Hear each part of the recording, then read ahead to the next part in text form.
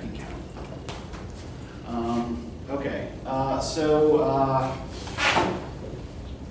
We're not going to go over the vocab quiz today as we normally would, because just to give Rebecca a chance to complete it. One thing I do want to note when I'm looking over the quizzes, right? So some of you are only giving me the name of the author you're associating with the text, with the term, not the name of the text, right? In order to get full credit, you need to give me both, right? I need the author and the text. So if it's something that, like, say, relates to Edmund Burke, right? Then I need Edmund Burke, Reflections on the Revolution in France to get full credit for that, right? The other thing I want to note here is that sometimes it looks like people are maybe kind of going to the internet and pulling an answer off because there are weird out of context things or things that have nothing to do with the class. So, I know I didn't really set any particular rules about this. I kind of just want you to know what the term is, but I want you to know what the term is in the context we're discussing it, right? So just kind of try to just stick to your class notes. And remember to, if you're not here, right, I have, I post the video every day after the class session, right? I'm going to go back to my office when this is over and put this up on Georgia View. So, it'll be available quickly. So does anybody have any questions about the quizzes before we continue? Okay. And Rebecca, what are you majoring in? Education. Education? Okay, because I'm making presentation assignments probably next week. And so I want to be able to assign you something that maybe lines up with your interest in some way. Okay, great. All right, so our discussion of Romanticism, it's focusing on a couple of key background areas, right? Before we even start really getting into texts by major Romantic writers, right? Some of which we've already gone over. So, we talked about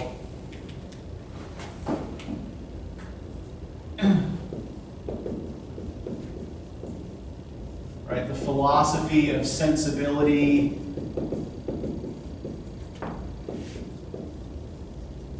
and benevolence that emerges in the 18th century and how that tied into the Gothic. Right? We talked about the revolutionary unrest in France and the shaping effect that has on British culture and British politics. Right, last time we discussed the background of near constant war with France for a period of about a century. Next week, we're going to talk about the colonization of South and Central Asia. Maybe not next week, maybe more like a week and a half, but anyway, this is another thing we're going to cover that's important background material. And today, we're going to spend most of our time talking about British perceptions of the transatlantic slave trade.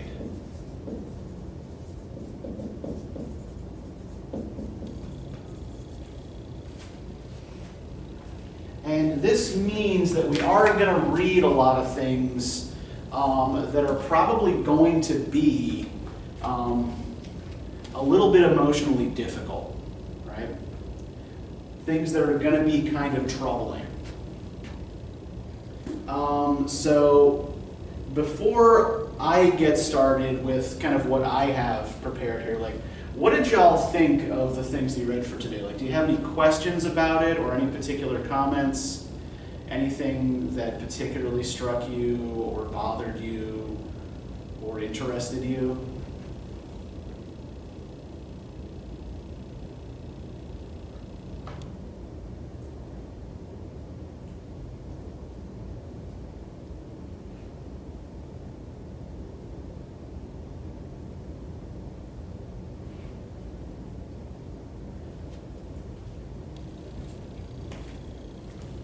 anybody have any historical questions?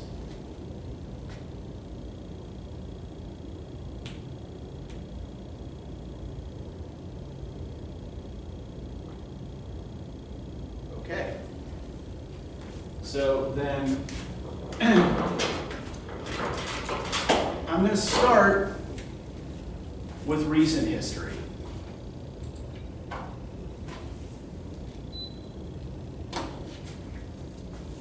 Give this a minute to warm up.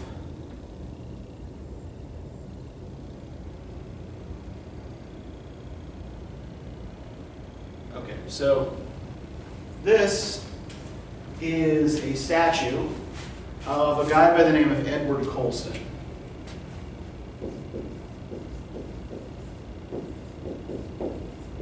Colston was born in 1636 and died in 1721. So really, he lives before the period that that we're talking about. But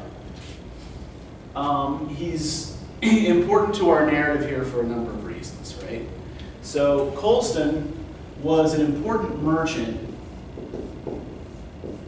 in the city of Bristol, which was in the 18th century one of the most important ports in Britain, right? So Bristol and Liverpool were big ports, big trading hubs, particularly as regarded trade between Britain and Africa, right?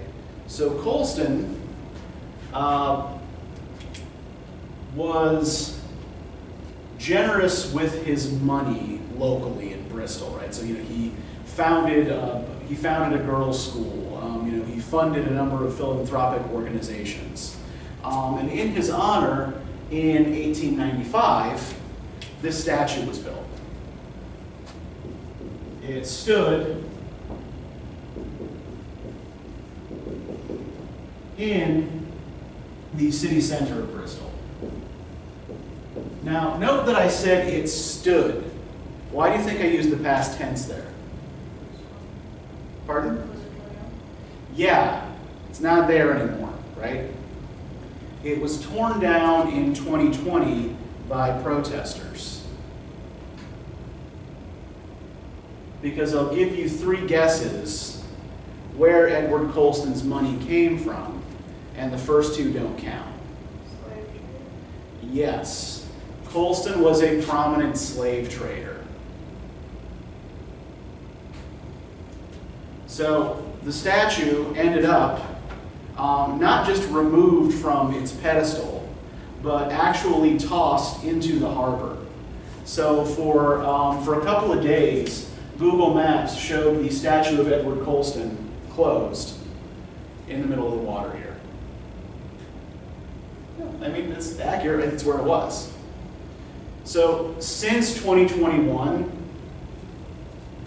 it's actually been housed in this harbor museum called the M Shed, which is kind of devoted to the history of Bristol's maritime culture. It's seafaring culture, and like with a kind of with a note, explaining who Colston was, why his statue is controversial, and that this is not a permanent exhibit. They just hadn't quite figured out what to do with this thing yet. And the statue was replaced by a statue of one of the leaders of the Bristol protests that toppled the statue in the first place. I'm not sure if this statue is still there. I don't know if it was an official replacement or if it was something that people kind of took upon themselves to put up on their own. Like they kind of taken it upon themselves to tear down the Colston statue, right? But like the controversy over Colston and his statue was nothing new, right? People had been arguing about this statue for 30 years, right? Starting in the 90s. So we're dealing with a debate here that's not necessarily new, and in fact we can even see people having in the 18th century,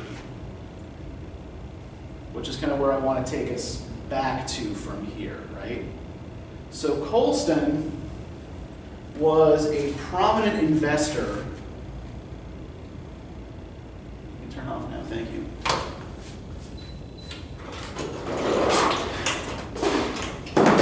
in something called the Royal African Company.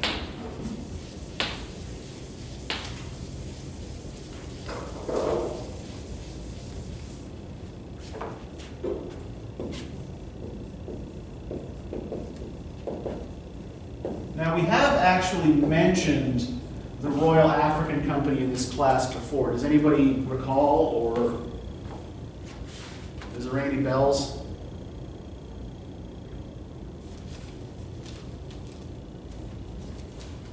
I will take your silence to mean no.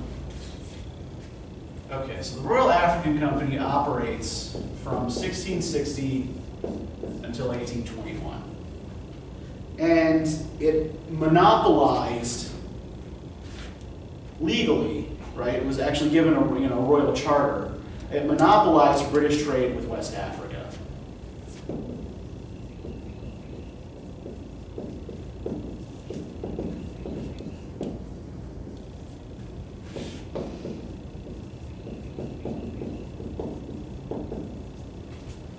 And its investors, in addition to people like Colston, included not only wealthy merchants, but also the Church of England and many prominent bishops,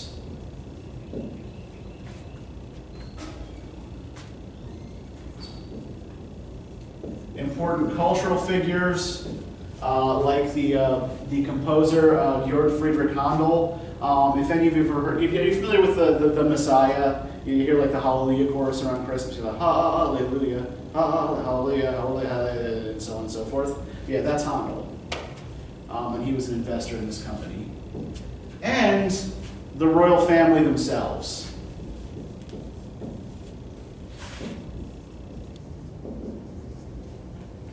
All right, King Charles II, his brother, and their descendants, right, continue the royal investment in this particular company, right? So, the Royal African Company exists mostly to sell manufactured goods, particularly weapons, in West Africa, and then to pick up and transport slaves from West African traders to the West Indies and up until the 1770s, the southeastern United States. So, a lot of prominent and powerful institutions are heavily invested in this company, as we see, right? And a lot of the fortunes that are made by this company persist long after the company itself is disbanded and Britain finally abolishes slavery in the 1830s. Right? More on that in a minute. But to give you an example of how persistent the fortunes made, like how long-lived the money-making aspect of this was, right? Have any of you ever heard of Barclays Bank? Okay, it's one of the biggest British banks. Have you heard of the Barclays Center in Brooklyn? It's where the Nets play basketball. Okay, well, it's named for Barclays Bank. They bought the naming rights to it. So the Barclay brothers founded Barclays Bank in the early 19th century with money that they had made as slave traders. And this is now a major global financial institution, right? And that's where the money comes from. And the reason I mentioned this is because we can see through some of the texts that we've read today how deeply tied in with the British economy the slave trade was, right? It was all over the place. Now we're going to get back to ways in which writers, primarily on the abolitionist side of the argument, try to use that philosophy of sensibility to create sympathy for their cause, right? But before we go any further with that, let's all remind ourselves here what exactly that means. So, when I say sensibility, or the philosophy of sensibility, what am I talking about?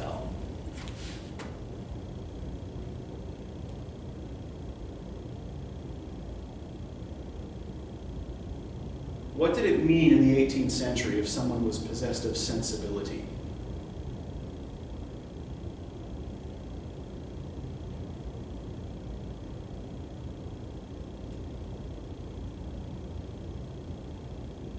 You can check your notes if you have to.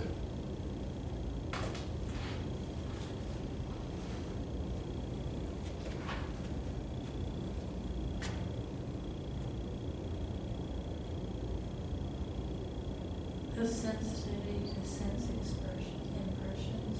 Exactly, yes. That's what sensibility was, right? So when we use this word sensibility in the context of this class, right, that is what we're pretty much always going to mean. Now, how was sensibility related by some philosophers to moral development?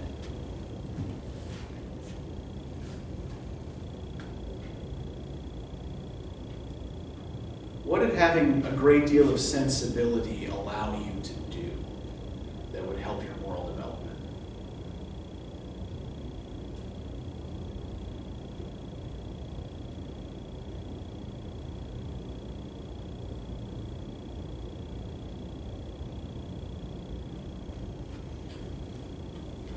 What could it help you develop?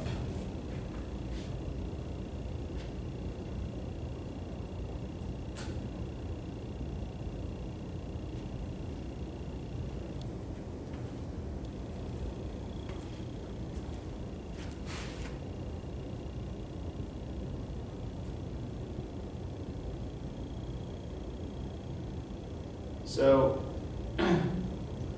let's say that the quickest way for me to, say, get to my lunch is through one of you, right? So, like maybe Rebecca's standing in the doorway and I just want to go down the hall, get my lunch out of the fridge and eat, right? I'm getting a little hangry. Why do I not simply kick her out of my way?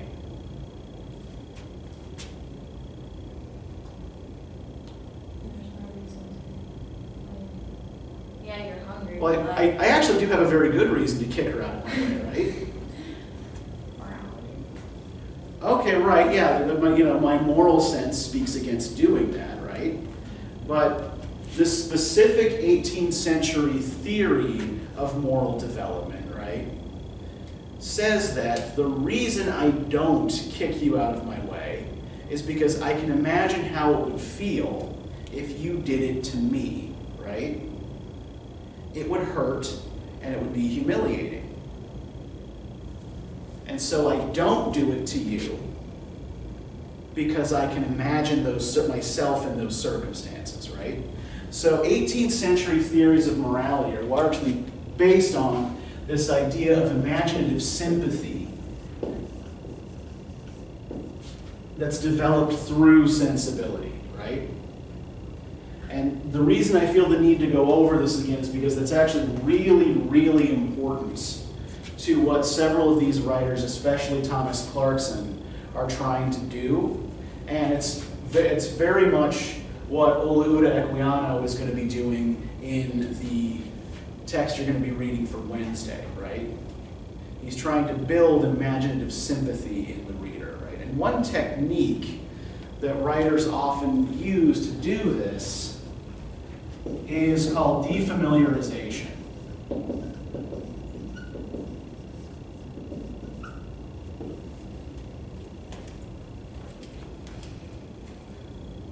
So defamiliarization involves kind of like taking an everyday ordinary, normal, mundane situation and presenting it through the eyes of someone to whom it is not normal and everyday and mundane, right?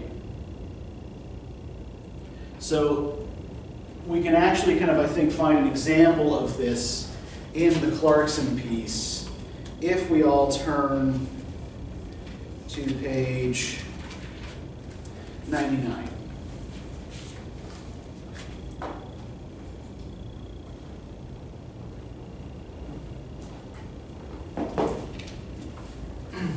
So can I get a volunteer to start reading for us near the bottom of the page, starting with the paragraph where it says, "This man resumes the African."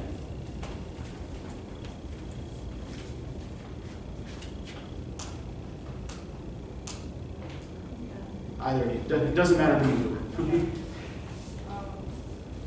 This man resumes the African, has traveled a considerable way. He lived at a great distance from hence, and had a large family for whom he was daily to provide. As he went out one night to a neighboring spring to procure water for his thirsty children, he was kidnapped by 2 slave hunters, who sold him in the morning to some country merchants for a bar of iron. These drove him with other slaves, procured almost in the same manner, to the nearest market, where some of the traveling traders purchased him for a pistol. These handed him down to the fair from whence the canoes fetched him. His wife and children have long waiting for his return, but he is gone forever from their sight, and they must be now disconsolate, being certain by his delay that he must have fallen into the hands of the Christians. Okay, John, keep going. And now, as I mentioned, the name of Christians by name, a name by which the Europeans distinguish themselves from us, I could wish to be informed of the meaning which such a appellation, such a name, right? Such a term. May convey. They considered themselves as men, but us unfortunate Africans, whom they term heathens, as the beasts that serve us. But ah, how different is the fact. What is Christianity but a system of murder and oppression? The cries and yells of the unfortunate people who are now soon to embark for the regions of servitude have already pierced my heart. Have you not heard me sigh while we have been talking? Do you not see the tears that now trickle down my cheeks? And yet these hardened Christians are unable to be moved at all. Continue. Yep. Nay, they will scourge them amidst their groins, and even smile while they are torturing them to death. Happy, happy heathenism, which can detest the vices of Christianity and feel for the distresses of mankind. Okay, and then you pick up the counter argument here, please, Meredith, starting with "but I reply." But I replied, you're totally mistaken. Mm-hmm. Christianity is the most perfect and lovely of moral systems. It blesses even the hand of persecution Mm-hmm. itself and returns good for evil. But the people against whom you so justly declaim are not Christians. They are Infidels. infidels. They are monsters. They are out of the common course of nature. Their countrymen at home are generous and brave. They support the sick, the lame, and the blind. They fly to the Succor, the care. of the distressed. They have noble and stately buildings for the sole purpose of Benevolence. that's not a deed, sorry. They are in short of all nations and most remarkable for humanity and justice. And then back to the African. Oh. Yep. But why then, replies the honest African, do they suffer this? Why is Africa a scene of blood and desolation? Why are her children wrested from her to administer to the luxuries and greatness of those whom they never offended? And why are these dismal cries in vain? Okay, so we'll stop here, right? Because I think that we kind of needed to go through all of this to illustrate the basic point here about what's being defamiliarized, right? So what familiar concept or idea here is Clarkson using for defamiliarization? What's that? It's just a conversation. It is a back and forth conversation, right? But what's the concept that they're talking about that's being defamiliarized here from say, a British person's perspective? What's the thing they're talking about that would be familiar to a British person at the end of the 18th century that would maybe not be familiar to a West African at the same time? Well, I mean, Christianity. yeah, exactly, right? So they've got two very different pictures based on their experience, right, of what this religion looks like. And, to allay any fears that Clarkson is making any kind of anti-Christian argument, right? He's not. Clarkson himself was an Anglican deacon who argued on the basis of biblical principles for the abolition of slaves, right? But he's someone who is also open-minded enough to consider what his religion must look like to people whose only experience of Christians is slavers, right? So he's trying to show here through this, and this is a purely imaginary conversation, right? This is not a conversation that ever happened. He tells us at the beginning of this part of the essay that he's going to construct a scene in order to kind of create this kind of imaginative sympathy, right? But yeah, so he's trying to demonstrate what this religious and moral system looks like to someone for whom it's only been, right, a problem, right, a means of oppression. So, a little bit about Thomas Clarkson. So Clarkson was a member of a group called the Committee for the Abolition of the Slave Trade.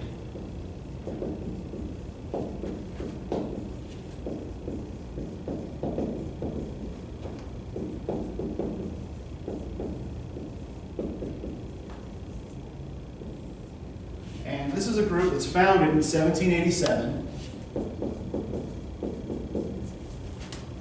And its members included a number of prominent political and religious figures, not from the aristocracy, right? Not from the upper classes who tended to be more sympathetic to, say, the investors of the Royal African Company, and who often were investors in the Royal African Company. But the membership was mostly drawn from, those middle classes of wealthy professionals, right?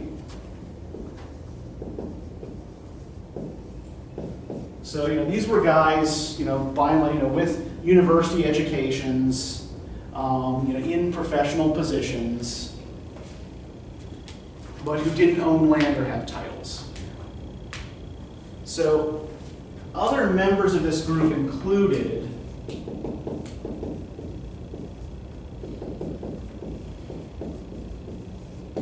the industrialist and politician William Wilberforce, the lawyer Granville Sharp,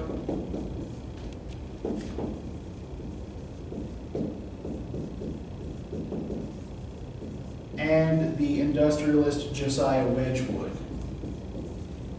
And Wedgwood's company still exists. If you've ever heard of Wedgwood Pottery, right? It's this is an operation that is still running today. The song that I was playing at the beginning of class, this slave chant from Barbados, more on that in a moment, but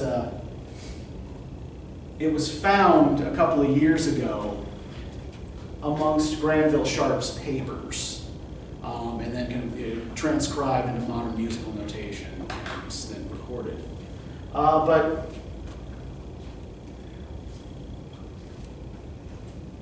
this group actually did a pretty good job in the prior to the French Revolution, right? So before about 1790, of shifting public opinion in their direction, right? So they actually had significant numbers of people on their side who were willing to participate in things like sugar boycotts, who were willing, to, write to their members of parliament and things like that, to try to get things changed. The problem was the thing they didn't have was political power. And this is because most of the members of this group were what were called dissenters. Now, does anybody remember what a dissenter was? They didn't share the belief system, like the majority belief system there. Yeah, which specific majority belief system did they reject? Is it the Anglican or Catholic? I can't. Yeah, it's the Anglican. Although there are a lot of dissenters and dissenting groups were also anti-Catholic. But yeah, when we talk about dissenters, what we're talking about are Protestants who are not members of the Church of England, right? So, we're talking about Quakers, Baptists, Methodists, Presbyterians,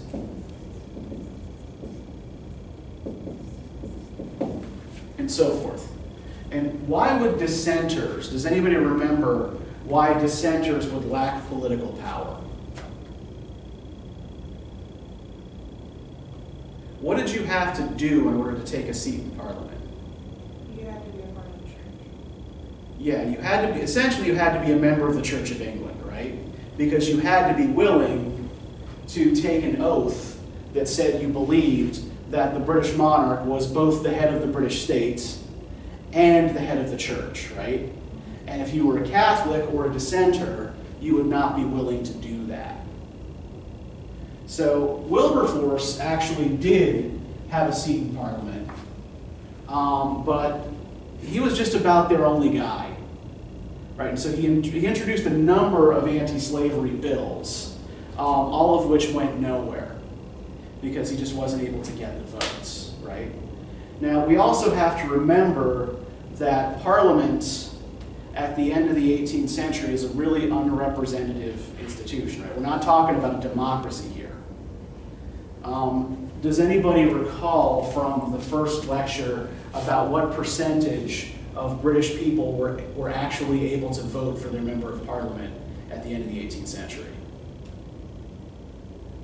And if you can't recall, just make a guess. Pardon? Way too high, bring it down. 12%. Down. 2%. Bingo. I knew I had a 2 something. Yes. Only 2% of British subjects met the qualifications to vote. So, the aristocracy and rich planter interests in the West Indies really had a lock on this issue in Parliament, right? Not to mention that you still have the House of Lords, who were just hereditary peers who would vote down anything they didn't like that came out of the House of Commons, right? They had the power to veto things that came out of the lower house. So it was not a democratic system, right? We'll see over time that it will become more democratic, right? But what Clarkson in particular is trying to do in an essay like this is put not just facts before the public, but put a kind of sensory experience in front of the public that will help to build sympathy, right? Which is a large part of what he's doing when he talks in the second half of this essay, right? He talks about the dimensions of a slave vessel. So if we turn to page 100, right? As much as has been said by the advocates for this trade of the accommodation which slaves experience during the Middle Passage, I shall say a few words on that head. The height of their apartments varies, of course, according to the size of the vessel, but may be stated to be from 6 feet to less than 3, so that it is impossible for them to stand erect in most of the vessels that transport them, and in some scarcely to sit down in the same posture. In cases of this kind, it is better to be explicit, and to mention particular facts. I shall therefore give the reader the dimensions of 2 vessels that sailed about 6 months ago. From a British port to the coast of Africa, 4 slaves. I do not mean as tenders to other ships, but to collect them on their own account and carry them to the colonies. One of them was a vessel of 25 tons.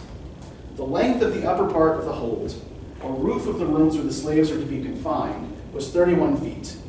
The greatest breadth of the bottom or floor was 10 feet 4 inches and at least 5. The depth or height was rather less than 4. This vessel was calculated and sailed for 70 slaves. So, imagine 70 people crammed into this relatively tight hold of a ship, right?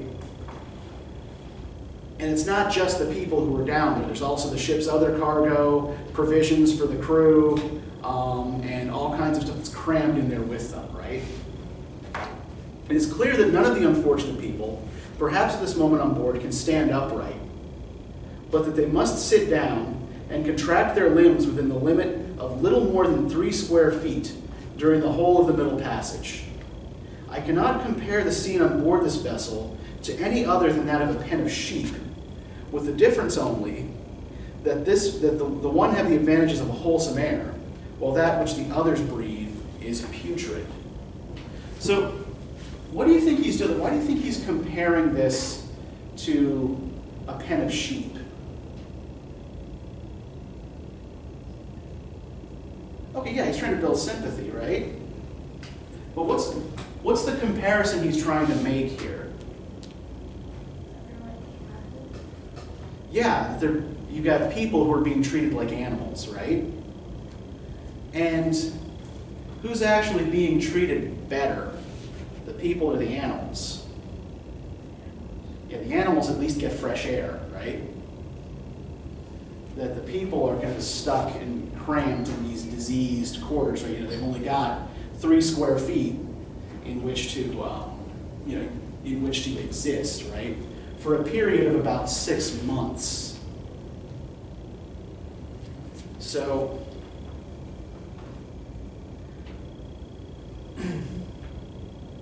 deaths on these ships were common, right? Generally speaking, about 15% of those transported died at sea. Usually from disease, sometimes from despair, sometimes suicide. Sometimes somebody would kind of manage to get loose and decide to take their situation into their own hands and jump off the ship, knowing that there's no way to swim back to anywhere, right? But preferring that to slavery. So, Clarkson focuses on the end of this piece on a particular incident that he felt was both a moral and legal disaster. So in September 1781, aboard a ship called the Zong,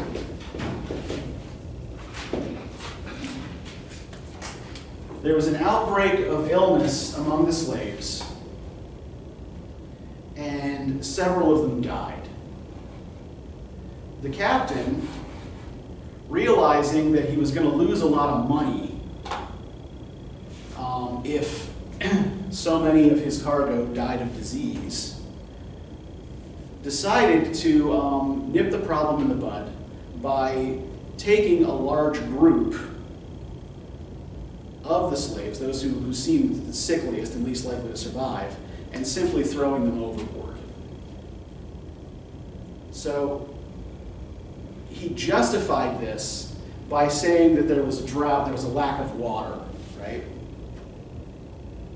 Now, there were two things that spoke against the idea of there being a lack of water on the ship. One, that nobody on the ship had been put on short rations before this incident happened, right? Usually when there was, a shortage of food or water, everybody would have to cut back, right? It would be kind of like recorded in the ship's log. There was no recording of this having happened on the Zong.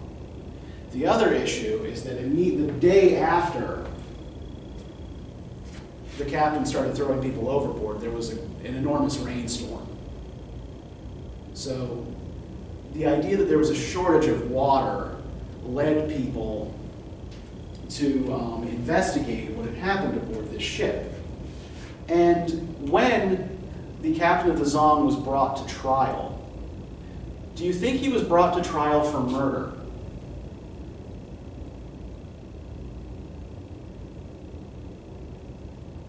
You're right, he was not. He was brought to trial for insurance fraud.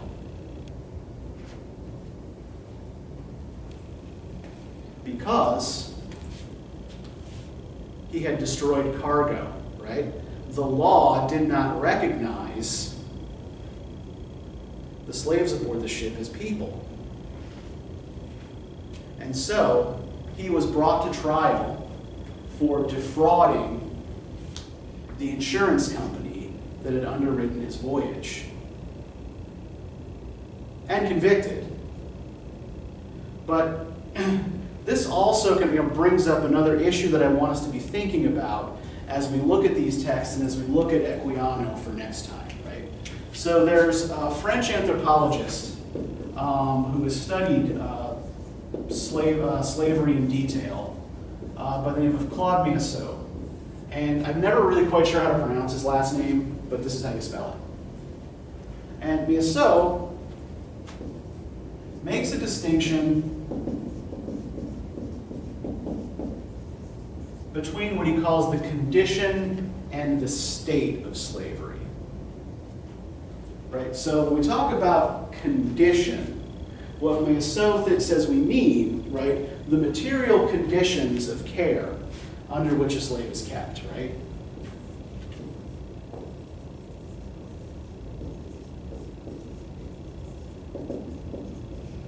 Right? Are they given enough food? Are they given enough water? Are they given a comfortable place to sleep and enough room to move around, right? Are they, how well are they treated? Are they beaten or not, right? Things of that nature. Whereas the state of slavery, for Miassot, refers to the slave's legal status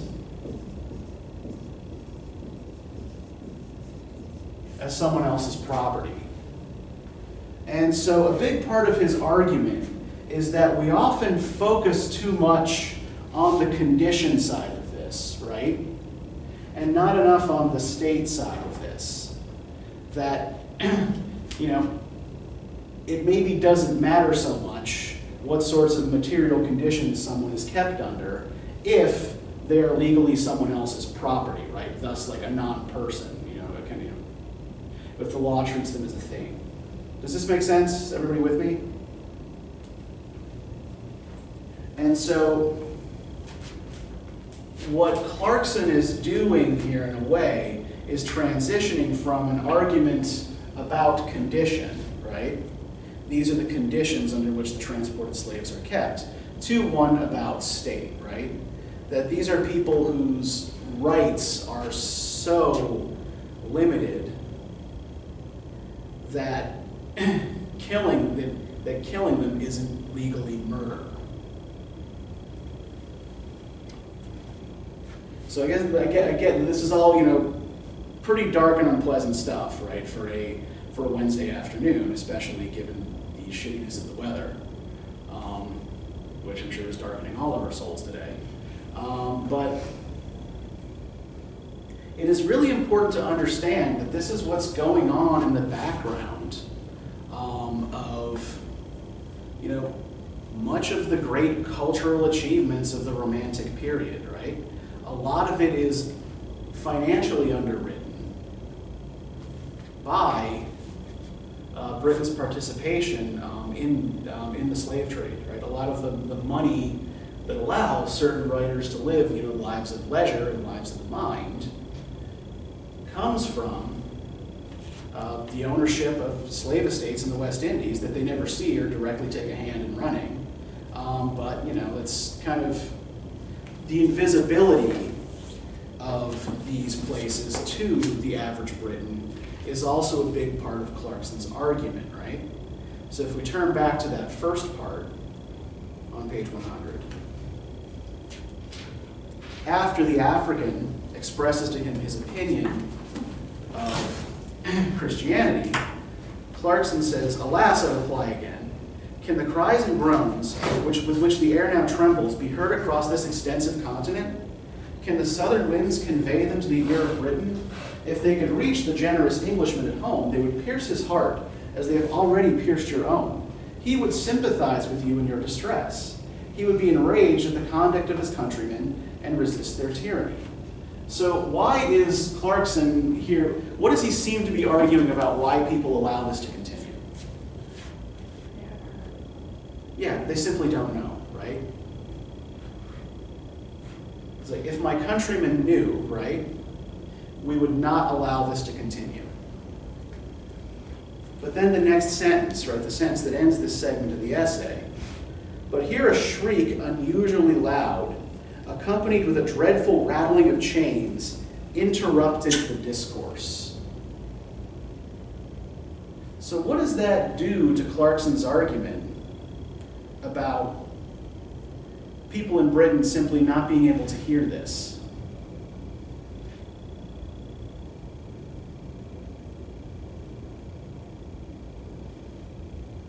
What's he doing to his own argument here by including this this single sentence about this unusually loud shriek? It shows that they're not silent, like they are heard, but people choose to ignore it. Exactly, yeah. It's undercutting what he's just said in the previous paragraph, right? It's like, oh, I know my countrymen, and if only they knew, right? But yeah, this sentence is kind of saying, it's like, no, they know, right? It's impossible not to. And that's a big part of, if we kind of transition from here to Samuel Taylor Coleridge's arguments, as well, he's making similar sorts of points, right?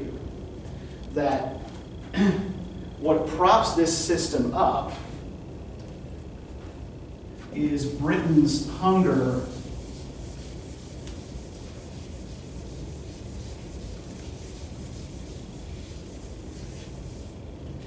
for sugar.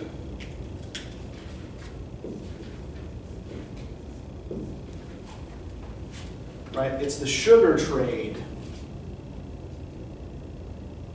that that is propped up by the slave trade and is the primary reason for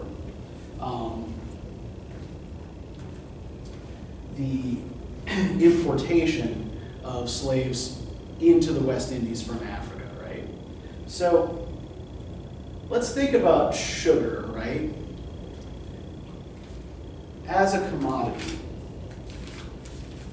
I mean, what is sugar?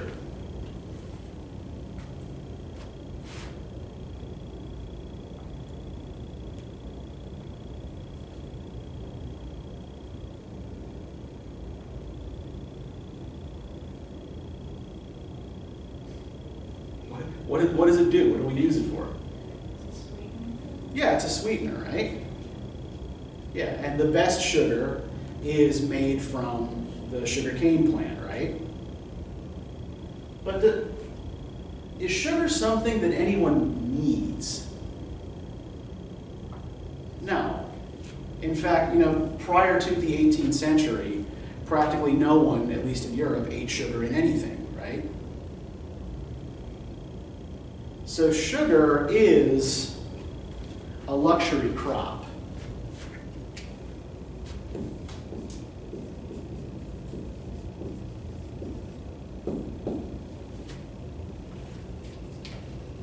But because so much of it is being produced in the West Indies, right? It's a luxury, like the price comes down. And in the 18th century, it becomes affordable for regular people. So, you've got, people are sweetening their sugar, their tea with sugar now, right? They're sweetening, jams, jellies, fruit preserves with sugar, right? They're making, little confections out of sugar, right? Everybody's now eating sugar. And so Coleridge's argument is that boycotting sugar and rum, right? Rum is a byproduct of sugar production anyway, it's made from molasses,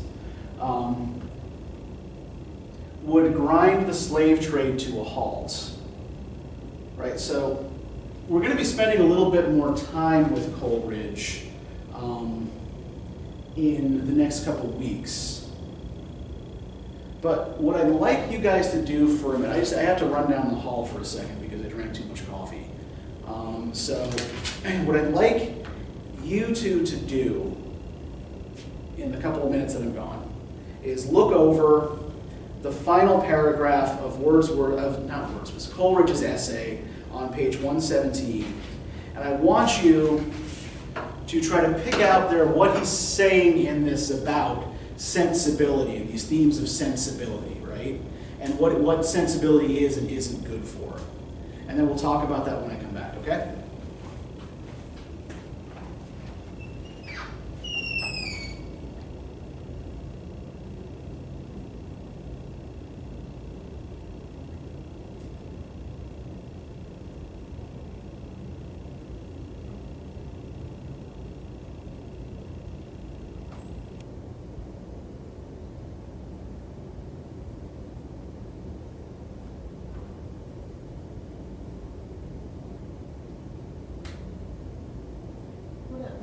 Like is that he's basically saying no matter how much you try to give the people of Britain sympathy and tell them hey, what's going on is messed up because of them wanting luxury and wanting to fulfill their own lifestyles, they're not going to listen.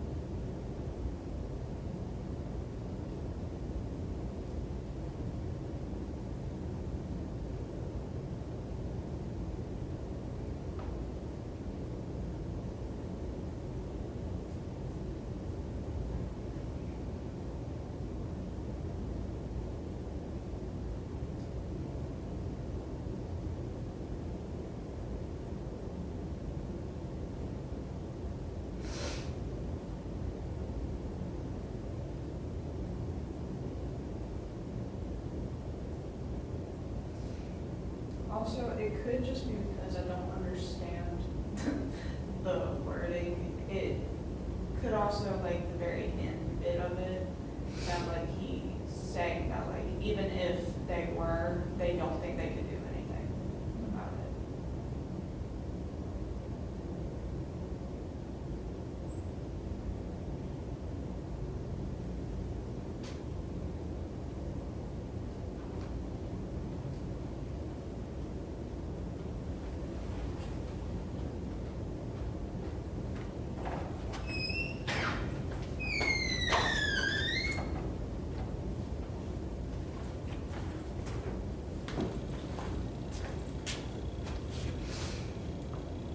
Got through the paragraph, we're still working. Okay, so is Coleridge coming from a pro or anti-sensibility standpoint here? I think he's coming Okay, Rebecca, why do you think his stance here is anti-sensibility? It just sounds like he's, like, no matter how much you try to show them, they're not gonna listen. They're too self-centered and, like, too focused on having this luxury life to listen or acknowledge it. That might be wrong, but. Okay, what did you think, Meredith? Nothing the same. Like, it's just don't care. Okay. And I think it might help kind of to set up context here to think back, like this isn't the first time we've run into Coleridge, right? So Coleridge is a major romantic poet, although he's not yet when he writes this. This is really early in his career. He will be when we meet him again. But the other piece we've seen from him thus far is his review of Matthew Gregory Lewis's Gothic novel, The Monk. Now, does anybody recall why Coleridge thought The Monk was such a bad and problematic book?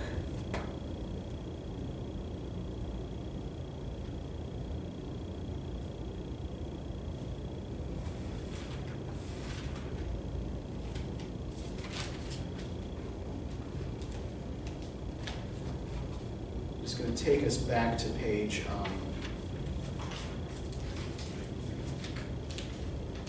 536 for a second, right?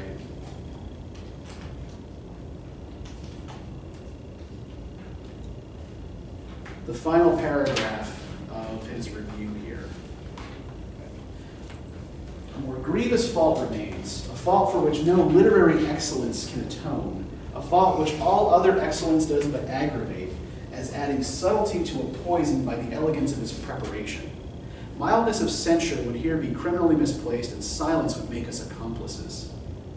Not without reluctance, then, but in full conviction that we are performing a duty, we declare it to be our opinion that The Monk is a romance, which if a parent saw in the hands of a son or daughter, he might reasonably turn pale. The temptations of Ambrosio are described with a libidinous minuteness, which, we sincerely hope, will receive its best and only adequate censure from the offended conscience of the author himself. The shameless harlotry of Matilda and the trembling innocence of Antonia are seized with equal avidity as vehicles of the most voluptuous images. And though the tale is indeed a tale of horror, yet the most painful impression which the work left on our minds was that of great acquirements and splendid genius employed to furnish a mormel for children, a poison for youth, and a provocative for the debauchee. Tales of enchantments and witchcraft can never be useful. Our author has contrived to make them pernicious by blending, with an irreverent negligence, all that is most awfully true in religion with all that is most ridiculously absurd in superstition. So one thing to note is he's writing these pieces around the same time. So this is 1797, and the essay on slavery is 1796. Right? So this is kind of the same phase in his career. But his basic argument about The Monk, right, is that it's too much sensory overload, right, for young brains. And, you know, it's going to, like, its sensual depictions are going to lead youth astray, right? I think there is actually a kind of consistency here between that and the argument that he's making here against sensibility, right? Particularly where he's talking about, you know, how the fine lady's nerves are not shattered by the shrieks of or the stench and filth of the slave vessel, right? So she sips a beverage sweetened with human blood, even while she is weeping over the refined sorrows of Werther or of Clementina, right? So characters in novels. Since sensibility is not benevolence, nay, by making us tremblingly alive to trifling misfortunes, it frequently prevents it and induces effeminate and cowardly selfishness. So, what is Coleridge suggesting in these two pieces about people who develop their sensibility, their morality, like purely from reading novels? What does reading novels with all of these kind of like excessive emotional and sensory materials do to people? What's that? Yeah, it completely desensitizes them to the to the real sufferings of other people, right? That's the basic argument he's trying to make here, is that sensibility, at least a kind of, like as an aesthetic philosophy, as a philosophy of art, can't lead to morality.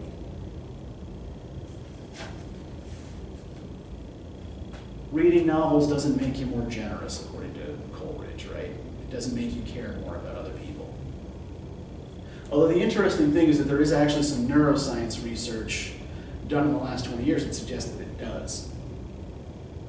So Coleridge may have been wrong on this point, that actually reading more fiction does seem to make us nicer people. But, you know, maybe more on that later. But the last piece I asked you all to read was probably,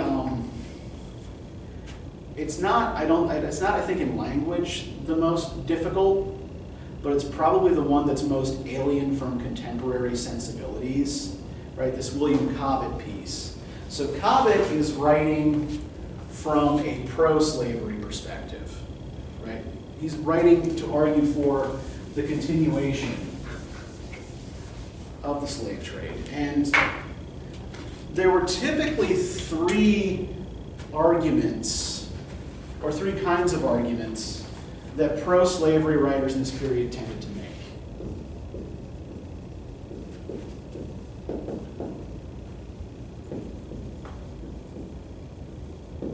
Right. One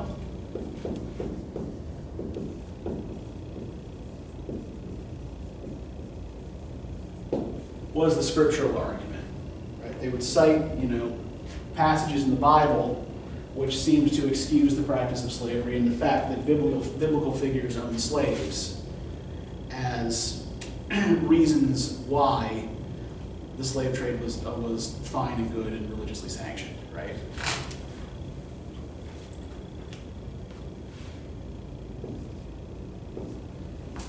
The second related argument was that the evils of slavery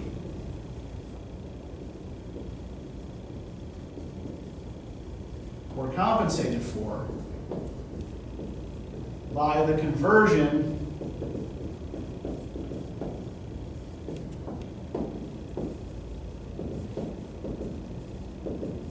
of slaves to Christianity, whether they wanted it or not. And the basic argument here, right, is that, that being bound to servitude for the rest of your life is okay if it means your eternal soul will be saved, right? So kind of like the arguments Mary Wollstonecraft says the nobility and the church were making in France before the Revolution, right? That, the conditions of the peasants are justified by the fact that everybody will go to the same eternal reward. Pro-slavery writers were making a very similar kind of argument at the end of the 18th century. And the third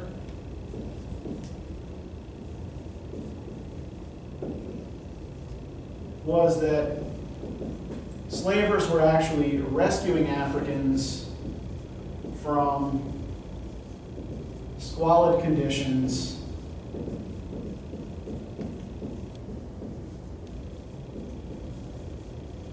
and brutal rulers.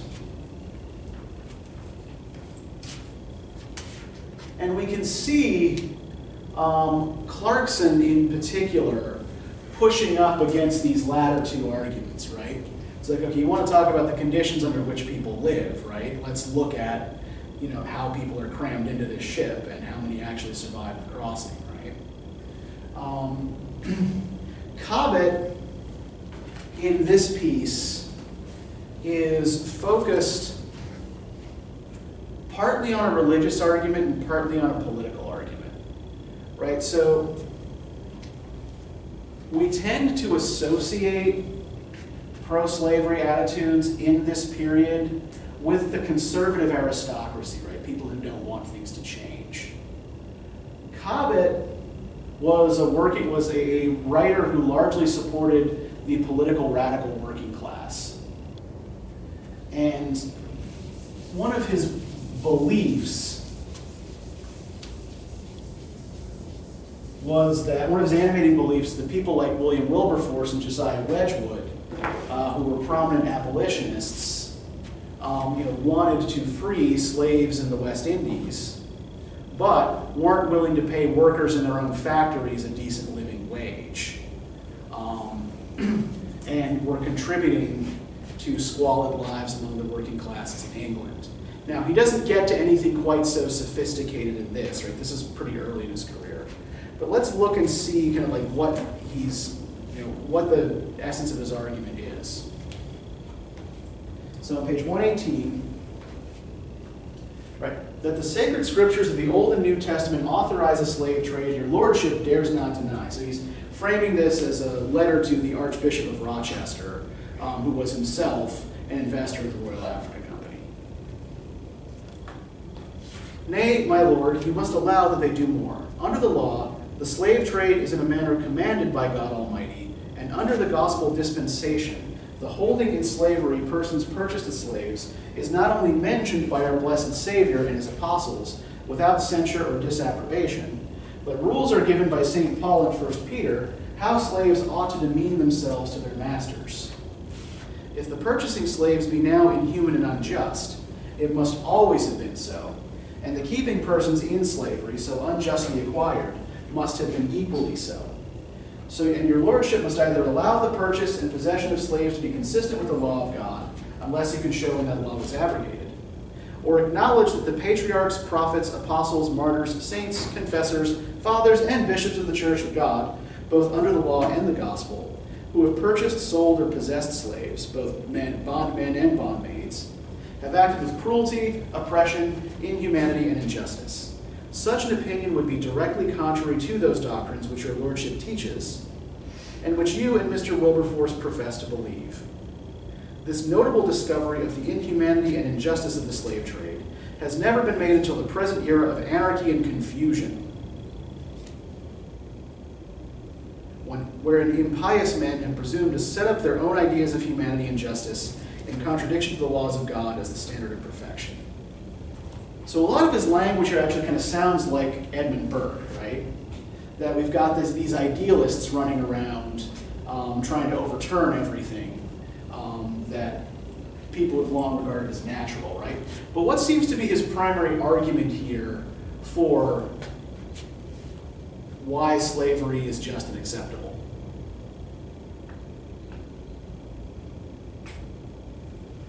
Which of those three arguments does he seem to be leaning on here?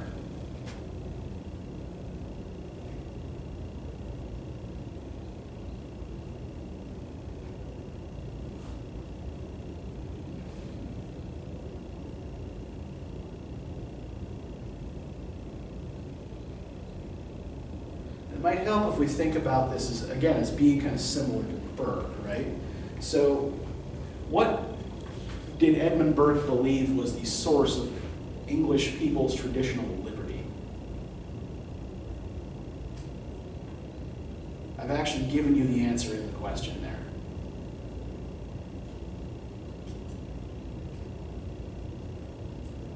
The English people's traditional liberty. Yeah, exactly. That it comes from inheritance and tradition, right?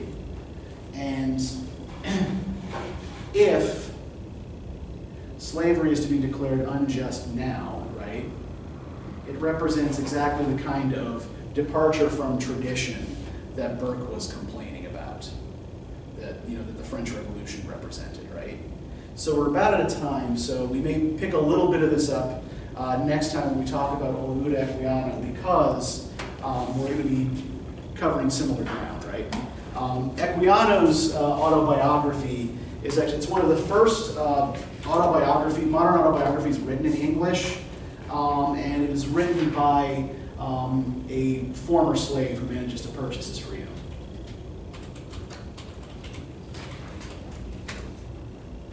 So let me give you all the reading questions for next time.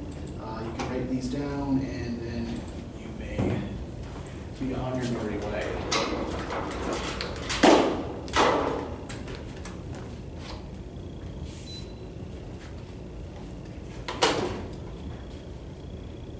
And if I did not give you a reading quiz today, what does that mean you should be prepared for on Wednesday?